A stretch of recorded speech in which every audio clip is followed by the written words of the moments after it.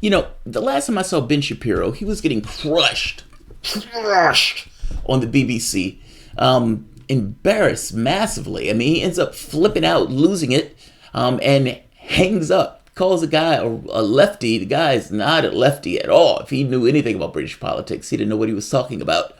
But he gets crushed when he has to explain himself to somebody who doesn't just sit there and let him spew nonsense. That was my last time seeing Ben Shapiro. Ben Shapiro hasn't gotten any better from that particular experience. In fact, he seems to be getting dumber. I saw him in a debate with Cenk Uygur where it seems that his tactic in the debate was to talk as fast as humanly possible. He could have set the record for the number of words spoken in the course of a nanosecond.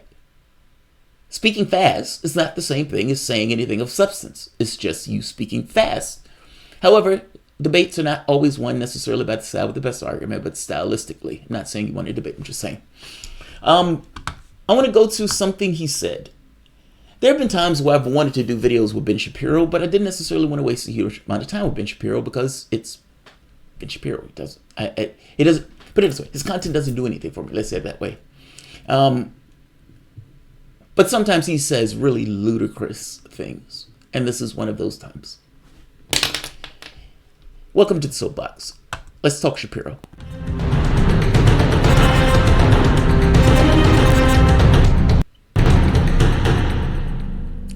My name is Jamarl Thomas. This is the Progressive Soapbox. Guys, if you enjoy this content and you find yourself coming back to this channel often, please like this video, share, and subscribe. And if you're definitely digging this content, please consider supporting this content through PayPal or Patreon, or for that matter, Super Chats.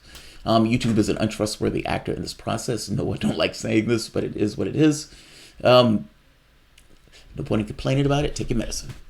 So, Ben Shapiro, right-winger, Ben Shapiro. It doesn't take much to do a show on the right. I gotta be honest. It doesn't take much in the sense of intellectual chops. And here we are.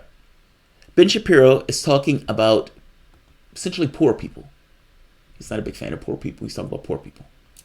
Listen to what he says. I love this. This statement is awesome.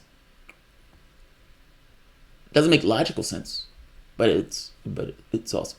Well, the fact is that if you had to work more than one job to have a roof over your head or food on the table, you probably shouldn't have taken the job that's not paying you enough. That'd be a you problem. Also, it is not true the vast majority of people in the United States are working two jobs. It just is not true. According to the census statistics, a small but steady number of American workers have more than one job because either they need extra income or because they want to gain more experience or explore different interests. There's a recently released U.S. Stop right there for the moment. Stop right there for the moment.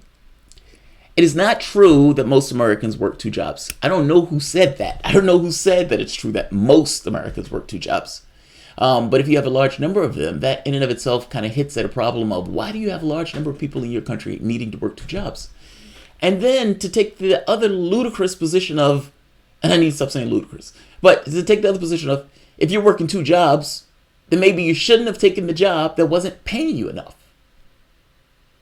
Fuck, man. If I would have only known that I should have just taken the job that was paying me more money. If I would have only known that.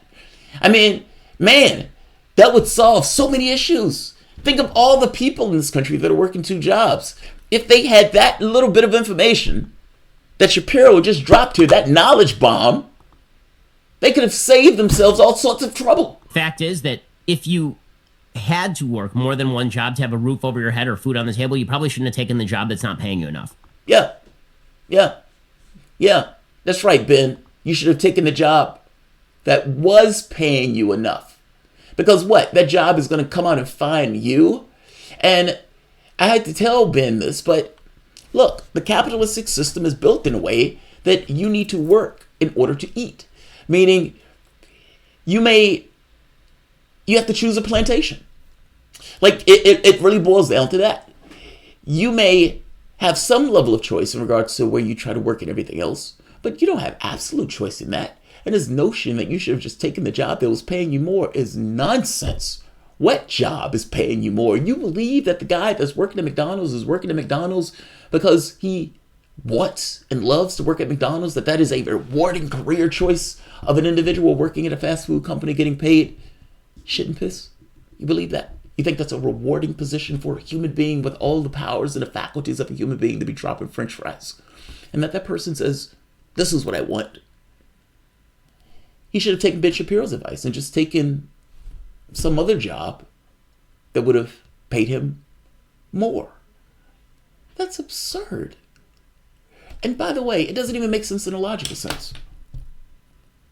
You always need a fry cook, right? You always need a waitress, right? I mean, at some point you may have the robotics to do those things, but right now, if a company wants to open a restaurant, in order to open that restaurant, they need waitresses.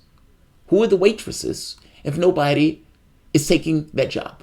Meaning, if Ben Shapiro, taking Ben Shapiro's advice, who serves the plates to people? Who washes the dishes? Who busses the table? Who pulls the stuff out of the ground? Who digs the ditches? Who makes your society work? The aspects of society that are not getting paid decent wages. Who makes that society work if they're taking Ben Shapiro's advice and just not taking the job? That is one of the most ridiculous things. I don't think anybody walks around and say, I'm going to take a job that pays me little of nothing, if they had the option to not take that job, to pay them little of nothing. I've told you this before. I have an uncle that is, I think, 60 at this point. 2 jobs. Do you think he works 2 jobs because he wants to work 2 jobs? And do you think if a job was available to him that was going to pay him the amount that he needed, where he only needed to work 1 job, that he wouldn't take that job? This is nonsense. And again, just based on the way your system is constructed, the capitalistic system, there's clearly going to be somebody at the bottom of that totem pole. But again, that person at the bottom of the totem pole should just listen to Ben Shapiro and just take the better job, right? That makes 0 sense. I'm sorry, if it was available, they would have taken another job. And yeah, the capitalistic system always has somebody at the bottom in those situations. Management in companies are looking to maximize their wage in order to maximize their own profit in whatever endeavor they're doing. Because again, whatever they're doing, the goal of it is profit. The goal of it is not whatever they're doing. The drug companies don't create drugs to create drugs. They create drugs because it's their stupid human trick that allows them to make cash. McDonald's makes hamburgers because it's their stupid human trick that allows them to make cash. In capitalism, everything starts with profit. The secondary aspect of it that they're doing is secondary to the process. Profit comes first. Hospitals. You have cancer. The goal of that doctor that's treating your cancer is profit. The goal of the hospital that's giving you that chemotherapy is profit. The chemotherapy, the doctoring, is their stupid human trick to make profit within the system. It is the job of the corporation or that particular executive or whatever to lower the wage that they pay people as low as humanly possible and as low as the individual would accept. The catch is that oftentimes you have people who are hungry and desperate for a job, in which case they're willing to accept, for the most part, whatever you give them. There's a reason they're minimum wage laws. They're minimum wage laws because there's always a pressure downward on wages, especially when you have a ton of people in this society. There's a pressure on wages. The corporation maximize profit. How do they do that? By getting products that are cheaper and labor that is cheaper. The basis of the system itself pushes down wages in a natural incentive within the context of the system itself. I guess I'm trying to get across why what he's saying makes no logical sense. If an individual could get a better job, they would get a better job. If an individual could get a job where they wouldn't have to work 2 jobs, they would do just that. It would make no sense for them not to do just that. The system to which Ben Shapiro loves immensely, because I would imagine he's probably at the top of that particular system, incentivizes lowering pay. Because that's how people at the top make their cash. And they are a determining factor in what that wage is. And yeah, the minimum wage was there because the wage will go further and further and further down as the opportunity presents itself to push the wage further and further down. What he is saying makes no sense. What he's saying makes no sense. I don't like Shapiro. Sorry, I've never liked Shapiro since seeing him in that debate with Jake. And I'm always astonished that he gets as many views as he gets. Let me finish this clip. That'd be a you problem. Also, it is not true. The vast majority of people. And by the way, that's also not a you problem. That's an issue of policy. Policy is an issue of state or issue of public discourse. The minimum wage laws and allowing those laws to fall down so low and maintain those laws, or allowing it to be that low for so long, you allow companies to essentially run roughshod. I mean, you have situations where people in Walmart own food stamps while the Waltons are making billions of dollars. They can afford to pay their people $15 an hour. They just don't do it. They don't do it because they are allowed to maximize their profit at the expense and the poverty of their workers. Bill Gates, Jeff Bezos. Bezos is $120-some billion. Bezos can get rid of all the poverty by himself. That's not a you problem. That's a policy problem. If the minimum wage is so remotely low that people can't live a decent life working a job, that's a policy issue. It's the reason why Sanders has been pushing to try to get the minimum wage for $15 an hour. It's the reason why when Trump was on the campaign trail, he was talking about raising it to $10 an hour. Because there is no expectation that given a company on their own devices would do such a thing. It would not be profitable to do so. And again, go back to the first point, the objective of any company, of any business, first and foremost, is profit. You're not making profit, you can't even keep the doors open. Let's let me finish. People in the United States are working two jobs. It just is not true. According to the census statistics, a small but steady number of American workers have more than one job because either they need extra income or because they want to gain more experience or explore different interests. There's a recently released U.S. Census Bureau report, and apparently what it found is that approximately 8.3%, this is as of 2013, so it's actually lower now, 8.3% of workers had more than one job. That was as of 2013. It's a lot lower now. So this notion that there are just tons and tons of people who are working at multiple jobs, it is not really true. Why do you believe it's lower now? What are you using for that? That was 2013. What are you using to determine that it was a lot lower? You just feel it? You feel it in your bones? Shapiro's like, I feel it. I just know it. I just know it's a lot lower now. All of this talk about the gig economy. People on YouTube, people driving Uber. Do you realize that everybody who I met when I was in an Uber had multiple jobs? That Uber or that Lyft was a secondary job because they couldn't make ends meet. Let's keep going. It's not actually the reality. In May, 5% of Americans had multiple jobs. 5%. That's really what's bringing down the unemployment rate, is those 5% of workers who have multiple jobs. Okay, for all of the talk about people working at Uber, it's held to that range actually really since 2009. It's always been a very, very low number.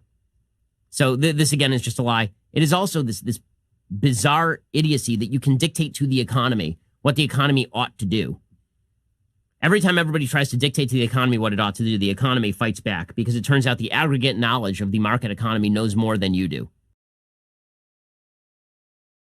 The aggregate knowledge of the market economy knows more than we do? You mean the economy that continuously crashes like every 5 or 7 years? What are you talking about? The aggregate knowledge of the market economy. All of those greedy people that watch the financial channels. Just one day when you're just fucking around. Just sit there, cut the financial channel on and watch it.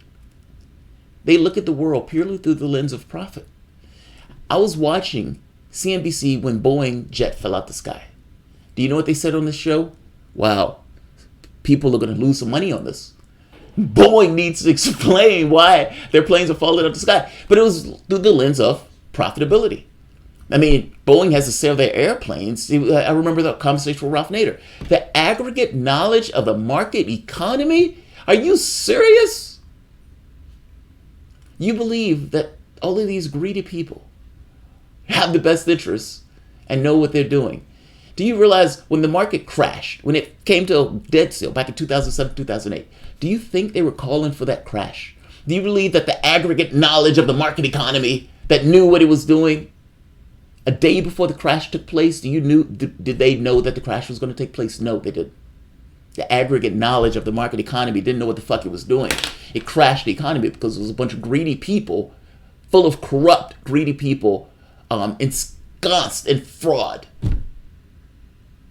But yeah, he thinks it's awesome. It depends on what you mean by intrusion, right? Increasing the minimum wage is not a negative intrusion. I'm sorry, it's not. And, if it's the difference between people being able to live, people being able to have a roof over their head, and if it is 8%, which I don't necessarily accept what's his name's word for it, even that's too high. I don't want people to have to struggle. When 50% of the population or more are saying that they have difficulty paying their bills, then what the hell is he talking about? When the majority of the population say they don't have $500 in the bank to pay a bill, what is he talking about? What is he talking about? What is he talking about? Aggregate knowledge of the market economy. Get the hell out of here. Get the hell out of here. How do you have a crash at the magnitude that you had in 2008? This economy hasn't even recovered from that crash in 2008. And he's like, the aggregate knowledge of the market economy knows exactly what it's doing. It knows what it's doing. Leave it alone. The market fights back. The market fights back. Is that what it does? Is that what it does? I assume he's talking about minimum wage. I mean, look, the catch here is if people start making $15 an hour, you're giving a direct infusion to the people at the bottom of the economy. You know what they're going to do with that money? They're going to spend it because they were already barely making ends meet. And so they're going to try to barely make ends meet to a better degree. And they're going to dump that money into all of the things that they buy and purchase and everything else. And that money is going to be transferred from one segment of the population, let's say a top 1%, to the bottom segment of the population and grow upwards. I'm okay with that. Now, I'm not saying raise the minimum wage to $100 an hour. There's certain things that businesses can't bear, but within the context of the things between what it can bear versus what it can't bear, I'm sure we can find a sweet spot. And by the way, if a worker is working in this country, they should be able to support themselves. If a company is going to open a business, they should be able to pay people a decent wage. That should just be price of entry from the standpoint of a company operating. I'll leave this here, but Ben Shapiro, man, yeah, dumber and dumber. I'm astonished by that statement. If you had to work more than one job to have a roof over your head or food on the table, you probably shouldn't have taken the job that's not paying you enough. That's amazing. That's amazing. If you had to work more than one job, it's your fault. You should have just picked the job that was paying more. That's great advice, Ben. That's great advice. I mean, look, half the country is poor or barely making ends meet, or at the very least considers themselves vulnerable. What, $30,000, $33,000 a year, $35,000 a year is the average based on Social Security. That's not a position of comfort and invulnerability. I guess my point is, most of the people in this country are vulnerable. They're just human beings. You're talking about the 99%. Most of them are vulnerable, either from medical bills, either from just not having enough from the standpoint of wages, not to mention the other things that are rising around them, like school loans or school bills. Real wages haven't gone anywhere. Wages of the top 1% have gone through the roof. But Ben Shapiro would look at you with a straight face and say you shouldn't touch the minimum wage. The infinite, all-knowing, just knowledge of the market will see to everything being done okay. If it was up to Ben Shapiro, you were probably still having kids in sweatshops right now. Atrocious. Ben Shapiro. Sad, doesn't know what he's talking about. Ben Shapiro. Thanks all.